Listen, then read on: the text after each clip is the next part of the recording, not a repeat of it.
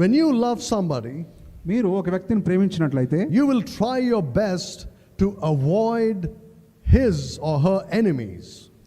మరి మీరు ఆ వ్యక్తిని ప్రేమించినట్లయితే మీరు ఇంకొక పని చేస్తారు ఏంటంటే ఆ వ్యక్తికి ఉన్నటువంటి శత్రువులను దూరం పెడతారు, ఆ వ్యక్తికి ఇష్టం లేనటువంటి విషయాలను మరి మీరు దూరం చేసుకుంటారు. Right, if there's anyone who hates that person, మరి మీరు ప్రేమించేటటువంటి వ్యక్తిని మరి ఎవరైనా ద్వేషిస్తున్నట్లయితే you make that person your own enemy, right? మరి ఆ వ్యక్తిని కూడా మరి మీరు మీ శత్రువుగా భావిస్తారు. And you'll say, I don't like this fellow because he hates this person that I love. మరి మీరు ఏమంటారంటే నేను ప్రేమించేటటువంటి వ్యక్తిని ఈ వ్యక్తి ద్వేషిస్తున్నాడు కాబట్టి నాకు ఈ వ్యక్తి అంటే ఇష్టం లేదని.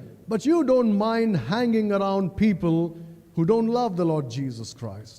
కానీ మరి మీరు మాత్రము మరి ప్రభువైనటువంటి యేసుక్రీస్తును ప్రేమించినటువంటి వారితో మరి మీరు ఎక్కువగా